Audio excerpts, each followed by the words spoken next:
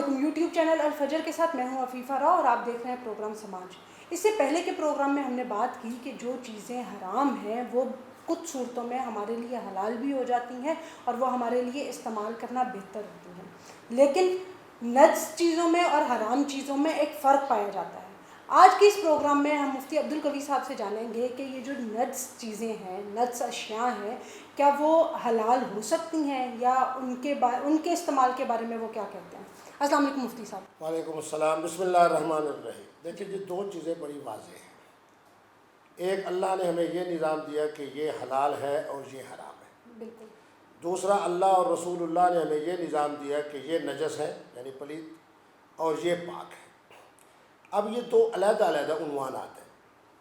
ہم جب دیکھتے ہیں اپنے مشاہدے کے حوالے سے اور حقائق کے حوالے سے، بہت ساری چیزیں ایسی ہیں جو حرام ہیں، جن میں بہت سارے پرندے ہیں، چرندے ہیں، جانور ہیں، لیکن کیا مفتی عبدالقوی کو باڈی کو اگر لگ جائیں یا میرے کپڑے کو لگ جائیں یا میرے جسم کو لگ جائیں تو کیا میرا جسم پاک رہے گا یا پلید؟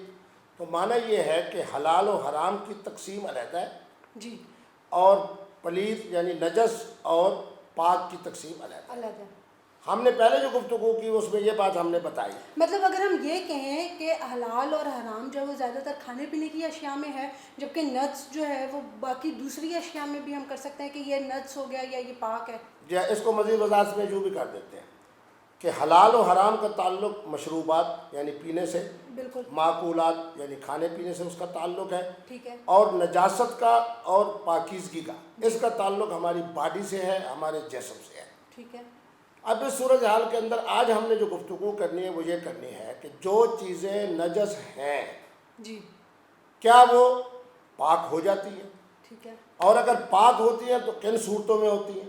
صحیح، آج ہم نے اس کے بارے میں گفتگو کرنی ہے۔ جی، جو چیزیں نجس ہیں وہ تقریباً ہر کلمہ گو کو پتہ ہے، کیونکہ میرا اسلام عقل کے بہت قریب ہے۔ بالکل، ہر اہل دانے سے، چاہے وہ جس دین اور دھرم سے تعلق رکھتا ہو، اس سے پوچھ لیا جائے کہ یہ گندگی جو ہے وہ فوراً کہے گا نہیں، مطلب پاکی اور ناپاکی کے بارے میں پتہ ہر ہے۔ آدمی جانتا ہے بالکل، کہ فلاں چیز، وہ فوراً کہے گا کہ یار ہونا تو اس کو پلید چاہیے، اور وہی حکم اسلام کا ہے۔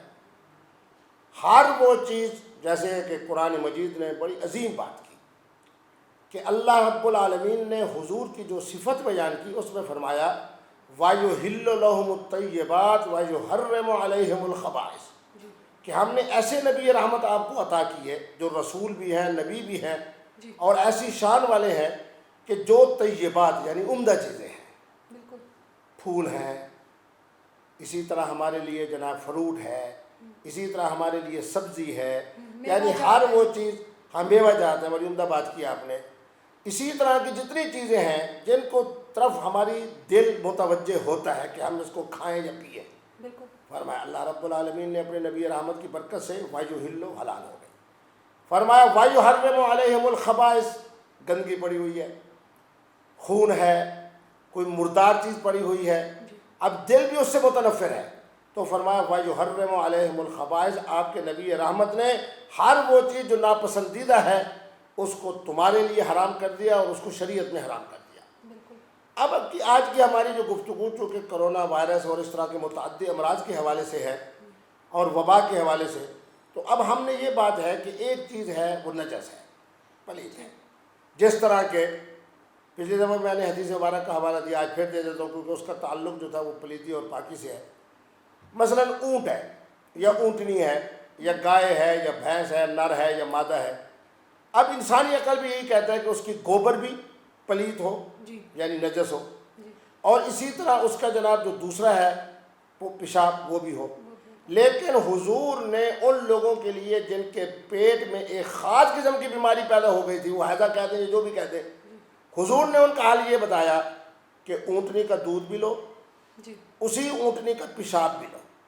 اب پیشاب یقیناً پلید ہے، انسانی عقل بھی یہی کہہ رہا ہے، نبی رحمت کا فرمان بھی یہی ہے، قرآن و سنت کا خلاصہ بھی یہی ہے، دین بھی ہمارا یہی کہہ رہا ہے، لیکن معنی یہ ہوا کہ علاج کے وقت، اب علاج کے اندر ایک شرط ہے کہ جو بتلانے والا ہو وہ اپنے شعبے میں ماہر ہو۔ بالکل، اس لیے مفتی عبدالقوی کا یہ جملہ لوگوں نے بڑا پسند کیا کہ میں نے کہا کہ آج جو احتیاطی تدابیر ہیں، یا فلاں الکحل ہے یا فلاں جراثیم کش ہے یا فلاں جو اشیاء ہیں، ہوموپیتھک کی فلاں دوائیں ہیں جس کے اندر 99% الکوہل ہے، اس کا مسئلہ آپ مفتی عبدالقوی سے بعد میں پوچھیں، پہلے ماہرین طب سے پوچھیں۔ بالکل ماہرین طب یہ کہہ رہے ہیں کہ ہم نے یہ ایک چیز ہے پلید ہے، چلو ہم کہہ دیتے ہیں کہ الکوہل پلید ہے، ہم کہہ دیتے ہیں کہ جراثیم کش جتنے بھی اس وقت ہم مائع چیزیں استعمال کر رہے ہیں یہ ساری کی ساری پلید ہے، چلو ہم فیصلہ دے دیتے ہیں۔ اب ہم ہاتھ پہ لگا رہے ہیں۔ بالکل اب کیا متعدی مرض کے زمانے میں، وبا کے زمانے میں ماہرین طب نے حصول شفا کے لیے، میری زندگی کے لیے، میری صحت کے لیے کہہ دیا ہے کہ ہاتھ نہیں ملانا اور اس کو بار بار آپ نے اپنے ہاتھ پہ ڈالنا ہے تاکہ سارے جراثیم کش ہو، تاکہ یہ جو وائرس ہے اس کا خاتمہ ہو جائے۔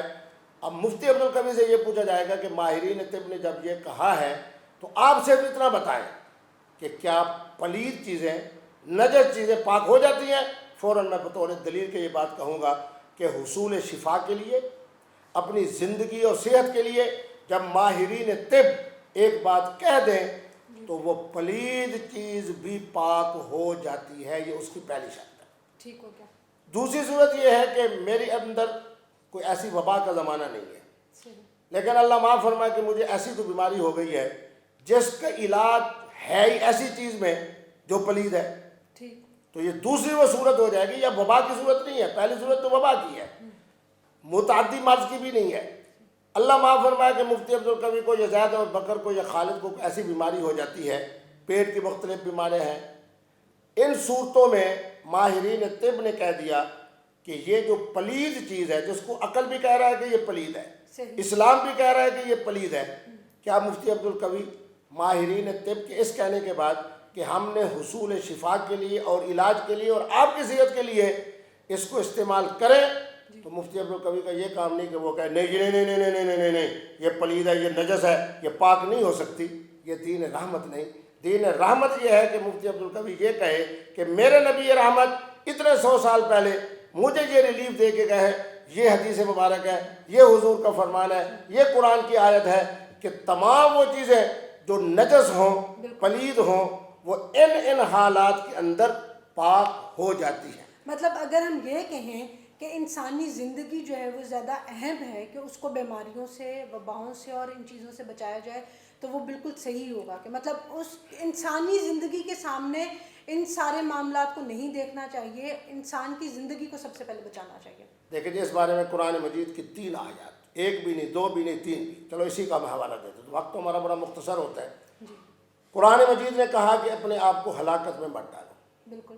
اپنے آپ کو بیماری میں مت مبتلا کرو، اپنے آپ کو آزمائش میں نہ ڈالو۔ اب اس میں ایک اور بات ہو جائے گی، وہ اگلے پروگرام میں کریں گے۔ ایک وہ آزمائش ہے جو اللہ کی طرف سے آتی ہے، بالکل ایک یہ ہے کہ ہم خود اپنے آپ کو آزمائش میں ڈالتے ہیں۔ ٹھیک۔ اس کے اندر کیا فرق ہے، اس کو کیا کہتے ہیں، اس کو کیا کہتے ہیں، اس کے لیے قرآن آیات اور احادیث کیا ہے اس کے لیے۔ اس وقت جو ہم گفتگو کر رہے ہیں کہ مفتی عبدالقوی کو اللہ کے قرآن کا پہلا حکم یہ ہے کہ اپنے آپ کو میں ہلاکت میں، آزمائش میں نہ ڈالوں۔ کوئی ضرورت نہیں ہے کہ میں ایسا کام کروں جس کے اندر، حتیٰ کہ میرے نبی رحمت نے تو یہاں تک کہا کہ جس کمرے میں آپ رات کو سوتے ہو وہاں روشنی کا انتظام کر لو، اور فرمایا کہ اگر خطرہ ہو کہ تم جب سو جاؤ گے تو اگر تم نے کسی ایسی چیز کا استعمال کیا ہے جو جل رہی ہے، خدا نخواستہ تمہارے کپڑے کو لگ جائے، تمہارے بسترے کو لگ جائے، پھر میرے نبی رحمت نے کہا کہ اس کو پہلے ختم کرو، آگ والی چیز کو، پھر اس کے بعد آرام کرو۔ آج ہم دیکھ رہے ہیں کتنے واقعات، آپ بھی سنتی ہیں، میں بھی سنتا ہوں، اور دیکھنے والے، وہ جی رات کو جناب گیس کا وہ لگایا ہوا تھا نیچے سے، جناب ہاں ہیٹر لگا ہوا تھا، رات کو 10 11 12 بجے جناب جو ہم حکومت پاکستان کے جو معاملات ہیں، پیچھے گیس بند ہو گئی، پھر گھنٹے 2 کے بعد آ گئی، اب اس ہونے کے بعد گیس پھیلی۔ ایسے میں نے دولہا نے دیکھی، ایسے دولہے دیکھے، ایسے نوجوانوں کے جنازے پڑھائے جو بیچارے اسی۔ تو میرے نبی رحمت نے کہا کہ تم نے سونے سے پہلے بہتر یہ ہے کہ جس کمرے میں تم سوو وہاں روشنی کا انتظام ہونا چاہیے، تاکہ کوئی حشرات الارض ہے، کوئی کیڑا ہے، اس سے آپ بچتے رہیں۔ اور فرمایا کہ اگر وہ ایسی چیز ہے جو آگ کی صورت میں ہے تو اس کو بجھا دو، اس کو بجھا دو۔ اسی طرح فرمایا کہ راستہ جو چلنے والا ہے اس کے درمیان میں کبھی کنواں نہ کھودنا۔ فرمایا چلنے والے جو راستہ ہے اس کے درمیان کے اندر، میں دین اسلام کی کیسی عظمت والی بات کروں، جس طرح فرمایا کہ ایمان کلمہ طیبہ میں ہے، اسی طرح فرمایا کہ جو رکاوٹ والی چیز پڑی ہے اس کو ہٹا دینا، یہ بھی ایمان ہے۔ بالکل تو یعنی میرا جو دین ہے، میرا جو اسلام ہے، وہ سراپا ایک رحمت ہے۔ بالکل فرمایا کہ راستے کے اندر رکاوٹ نہیں، رکاوٹ کو دور کرنا ہے۔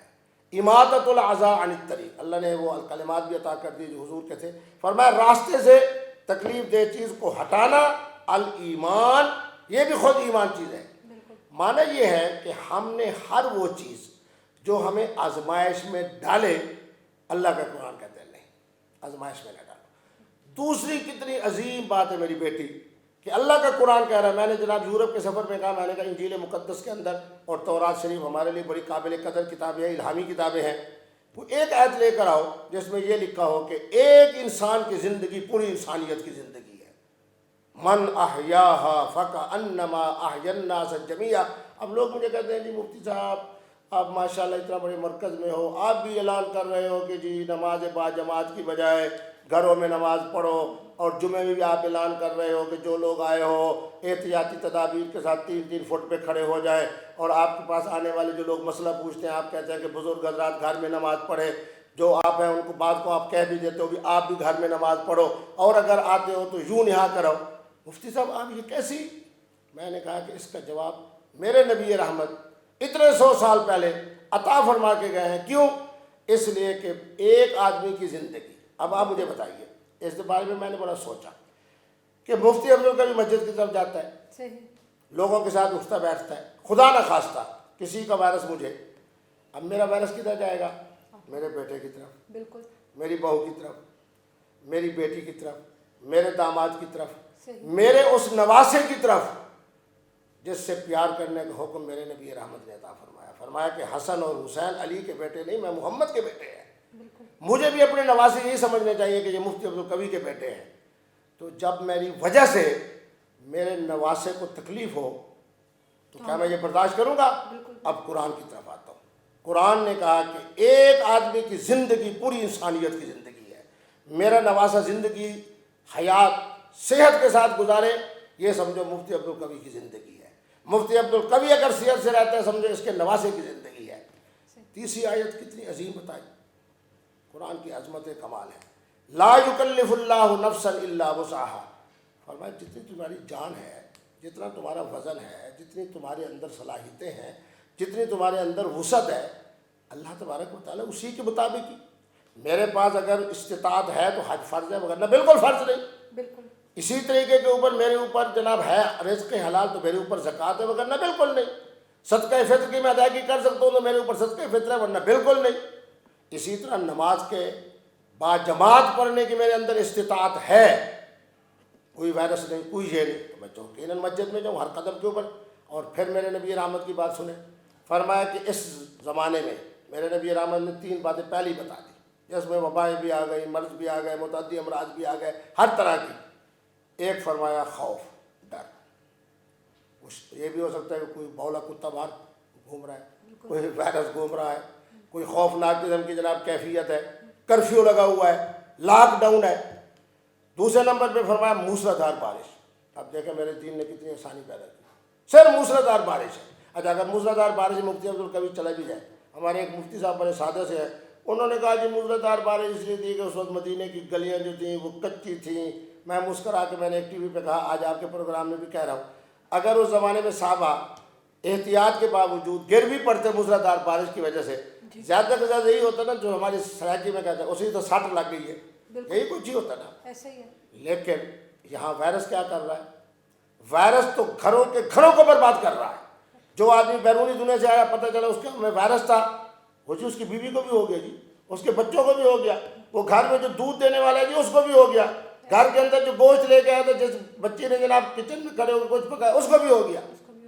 جہاں موسلادھار بارش کی وجہ سے میرا نبی رحمت کہے کہ گھر میں نماز پڑھو، کیا مفتی عبدالقوی آج یہ فتویٰ دے کہ تمام لوگ مساجد میں آؤ؟ تو یقیناً یہ حماقت کی بات ہوگی، یہ دین رحمت کی بات نہیں۔ تیسرا بات کیا کہی کہ مرض، مفتی عبدالقوی کو 101 پہ بخار ہو گیا۔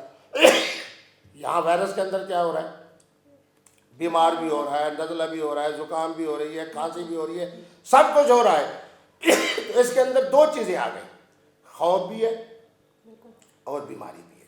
تو یقیناً اب جس بات کی طرف ہم نے آغاز کیا تھا وہ یہ ہے کہ ہمیں اللہ رب العالمین نے حضور پاک نے، ہمارے دین نے، ہماری شریعت نے، ہمارے مسلک نے، ہماری فقہ میں نے ہمیں یہ تعلیم دی کہ جو چیزیں نجس ہیں اور پلیت ہیں وہ دو صورتوں کے اندر وہ چیزیں پاک ہو جاتی ہیں۔